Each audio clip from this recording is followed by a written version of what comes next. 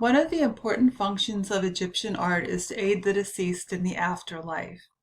For Egyptian society, death is the overriding purpose of life. Death is not the end of life, but it is a transition to a similar existence on another plane. For Egyptians, life is a short span between two long continuums. They had a belief in the Ka. The Ka was an aspect of the individual, which is similar to what we would refer to as a soul. They believed the Ka lived within the body during life and that it survived after death, but had to have some place to reside. Therefore, they mummified their bodies so that Ka could reside in the body. If something happened to the mummy, though, they wanted to make sure that it had a place to stay, so they created KaStatues. The Ka inhabits the body during life, but the Ka had to have the same provisions in death as it does in life. The tomb becomes the home of the Ka. The Ka needed to be reminded of things that it did in life, and so many of the images on the tombs are preparations to provide for the Ka in the afterlife. Some of these are in the form of pictures, some of them are in the forms of statues and maquettes. Most of these images we would not consider to be realistic scenes. Some of them depict preparations for the afterlife and religious transformations that would occur. The earliest form of tombs were called mastabas. Mastaba meant house of eternity in ancient Egyptian. A mastaba is a square mound of earth faced with mud brick or later stone above the burial chamber. The burial chamber, which was deep underground, was linked to the mound by a shaft. Inside the mastaba there is a chapel to make offerings to the Ka and a secret cubicle for a statue of the deceased, which would house the Ka if something happened to the mummified body. Necropoli, or cities of the dead, sprung up at Saqqara and then later Giza outside of modern-day Cairo on the edge of the desert. These two cities were on the west bank of the Nile River, and they were in the direction of the setting sun. The sun would rise in the east and set in the west. Just like the sun rose in the east and lived in the east, that's where the cities for the living were. Then the cities for the dead were in the area where the sun set. The Egyptians worshipped the sun as one of their deities, and they paid very close attention to its cycles. Toward the end of the early dynastic period, royal mastabas became more and more elaborate and were faced with cut stone veneer. We are looking at the funerary complex of King Djoser. This is in Saqqara and was designed by Imhotep. Imhotep was the first recorded architect or artist anywhere in history. His name appears inscribed on the pedestal of Djoser's Ka statue. This is the first stone building on a large scale. It is referred to as a step pyramid, and it appears to be a group of mastabas that are stacked on top of each other. The grandiose size of this shows that it is a royal tomb. Remember that in ancient Egypt, size equals power. The function of this step pyramid was to protect the mummified king and all of his possessions, and also to symbolize the king's absolute and godlike power.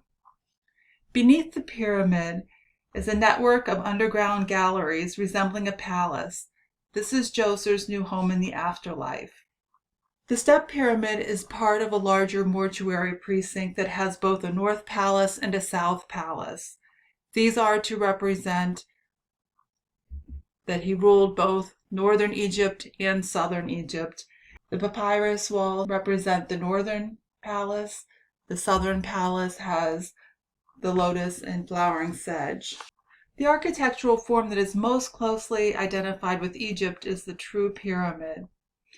True pyramids appeared in the 4th dynasty, which is the Old Kingdom era. The pyramids at Giza are in the shape of a true pyramid with smooth sides. This is just not a formal evolution from the mastaba through the step pyramid to the true pyramid. This also shows a religious change and influence of the cult of the sun god Ra of Heliopolis. Ra's symbol was the benben, which was a perfect pyramid. The angle of the sides represent the slanting rays of the sun. The pharaohs at this point believed themselves to be in the lineage of Ra, that they called themselves sons of Ra. Pyramids were symbolic of this connection between the pharaoh and the sun god. Like the step pyramids, the corners of the pyramids at Giza are oriented in the cardinal directions, north, south, east, and west. The Giza pyramids face the east, again because they are facing the rising sun. The main difference between the step pyramid and these pyramids is that the burial chamber is now located in the center of the pyramid rather than underground. False chambers were created for grave robbers. So even at this time, that was considered to be a hazard of making such a grandiose statement.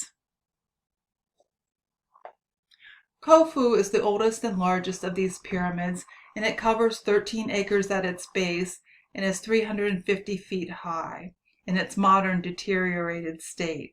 Khafra's pyramid is slightly smaller than Khufu's, and then Mycerinus is the smallest of the three.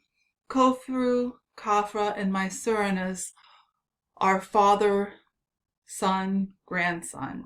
The pyramids are all part of a larger funerary complex. Next to each of the pyramids is a funerary temple that is connected by a causeway or an elevated road to a valley temple on the bank of the Nile. When a king died, the body was ferried across the Nile from the royal palace to his valley temple, where it was then received with elaborate ceremonies. Then the body was carried up the causeway to the funerary temple and placed in its chapel. At that point, family members presented it with offerings of food and drink, and also did other rituals. Then the body was entombed in a well-hidden vault inside the pyramid. Sculpture is the second great glory of Egyptian art that is related to death. The Great Sphinx was part of the Pharaoh Khafra's funerary complex. It is believed to have his image on the body of a lion. It's not known exactly what the purpose of the Sphinx was, having the royal animal, the lion, with the head of the pharaoh, again exuding his power. We are looking at the sculpture of Khafra that was found in his valley temple. The purpose of this statue is to house the Ka. Because the statue is used for the Ka, it needs to last for eternity. So some of the things that they did to make this last for eternity was, first of all, they carved it out of a very hard stone, a type of granite called diorite. This would be very durable. Also, they didn't have any of the body parts, such as the arms or legs, or the space between the legs of the throne, have any airspace between them.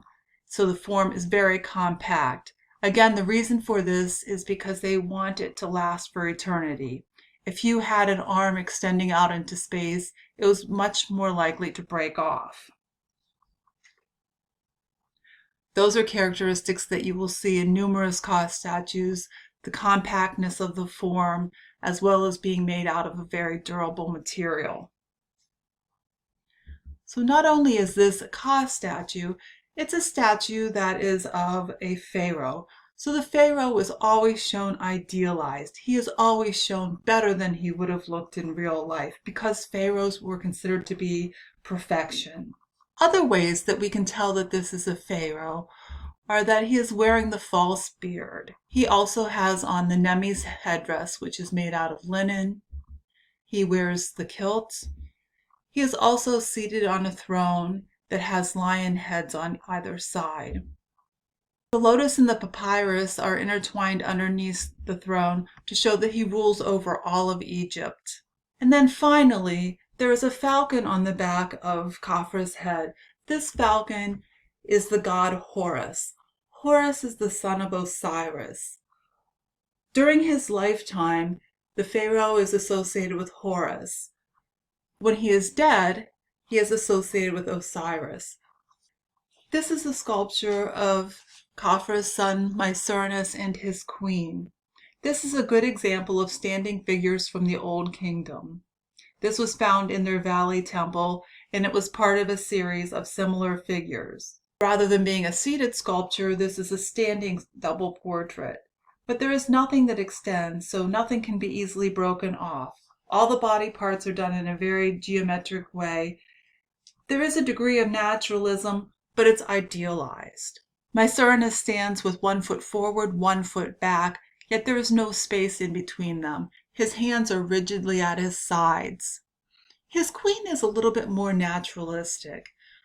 She wears a garment that clings to her body.